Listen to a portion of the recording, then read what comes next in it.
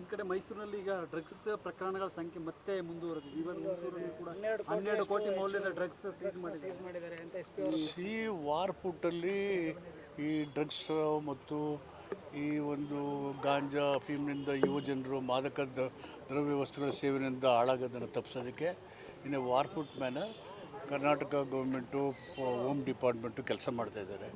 ಅದನ್ನು you have to weed out. ಅಲ್ಲ sir, ಒಂದು ಕಡೆ CM ಟವರ್ನಲ್ಲೇ ಯಾಕೆ ಈ ಥರ ಆಗ್ತಾ ಇದೆ ಅಂತ ಪದೇ ಪದೇ CM ತವರು PM ತವರು ಅಂತ ಇದೆಯಾ? ಮಾದಕ ದ್ರವ್ಯ ವಸ್ತುಗಳು ಎಲ್ಲ ಕಡೆ ವ್ಯಾಪಕವಾಗಿದೆ. ಯುವಕರು ಅದರ ಕಡೆಗೆ ಮಾರೋಗ್ತಾ ಇದ್ದಾರೆ. ಅವರನ್ನು ಆರೋಗ್ಯಕರವಾದಂಥ ಸಮಾಜ ಕಟ್ಟೋ ಕಡೆಗೆ ಎಳ್ಕೊಂಬರಬೇಕು. ಈ ಒಂದು ಪಿಡುಗಿನಿಂದ ಅವ್ರು ಬಿಡುಗಡೆ ಮಾಡಬೇಕು.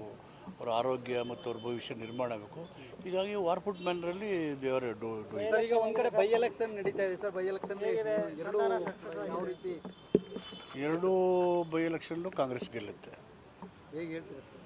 ಒಂದು ಕಡೆ ಈಗ BJP ಕೂಡ ತಾವು ಮೊದಲನೇ ಒಂದು ಚುನಾವಣೆಯಲ್ಲಿ ಗೆಲ್ಲೇಬೇಕು ಅಂತ ಮುಂದಾಗಿದ್ದಾರೆ, ತಮ್ಮಗಳಿಗೆ ಪೈಪೋಟಿ ಕೊಡ್ತೀನಿ. ಚುನಾವಣೆ ಅಂದರೆ ಅವರು ಇಂಡಿಪೆಂಡೆಂಟ್ ಇದ್ದು ನಾನೇ ಗೆಲ್ತೀನಿ ಅಂತಲೂ ಹೇಳೋದು. ಬಟ್ ಜನ ನಾವು ಕಾಂಗ್ರೆಸ್ಸಿನ ಪರ ಇದ್ದಾರೆ. ಸರ್ಕಾರದ ಅಭಿವೃದ್ಧಿ ಯೋಜನೆಗಳು, ರಾಹುಲ್ ಗಾಂಧಿ, ಮಲ್ಲಿಕಾರ್ಜುನ ಖರ್ಗೆ, ಸಿದ್ದರಾಮಯ್ಯರು, DK ಶಿವಕುಮಾರ್ ಅವರ ನಾಯಕತ್ವ, ರಾಜ್ಯದ ಅಭಿವೃದ್ಧಿ ಇವೆಲ್ಲ ಗಮನಿಸಿದಾಗ ಮತದಾರರು ಕಾಂಗ್ರೆಸ್ನ ಪರವಾಗಿ ಒಂದು ಒಲವನ್ನು ಇಟ್ಕೊಂಡಿದ್ದಾರೆ. ಸರ್, ಒಂದು ಕಡೆ ಆಂತರಿಕವಾಗಿ ಒಂದಷ್ಟು ಭಿನ್ನಾಭಿಪ್ರಾಯಗಳಿದೆ. ಇದು ಎಲ್ಲ ಒಂದು ಕಡೆ BJPಗೆ ವರದಾನ ಆಗ್ಬೋದು ಬೈ ಎಲೆಕ್ಷನ್ಲಿ ಅಂತ ಸಾಕಷ್ಟು ಚರ್ಚೆಗಳಾಗ್ತದೆ. ಡೆಮೋಕ್ರಸಿಯ ಬ್ಯೂಟಿನೇ ಡಿಫ್ರೆಂಟ್ ಆಫ್ ಒಪಿನಿಯನ್ ಇಟ್ಕೊಂಡು ಅದನ್ನು ಡೆಮೋಕ್ರೆಟಿಕ್ ವೇನಲ್ಲಿ ಚರ್ಚೆ ಮಾಡ್ಕೊಂಡು ಬಗೆಹರಿಸ್ಕೊಳ್ಳೋದು. ಯಾವ ಪಾರ್ಟಿಲಿಲ್ಲ, ಯಾವ ಕುಟುಂಬದಲ್ಲಿಲ್ಲ.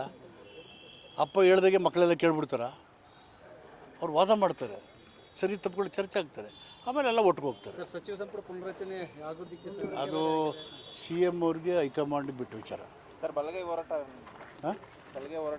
ಮಾಡಿದ್ರು. ನನಗೆ ಯಾವ ಹೋರಾಟನೂ ಗೊತ್ತಿಲ್ಲ. ಸಂವಿಧಾನ, ಪ್ರಜಾಪ್ರಭುತ್ವ, ಕಾನೂನು ಹೋರಾಟ ಅಷ್ಟೇ ಗೊತ್ತು.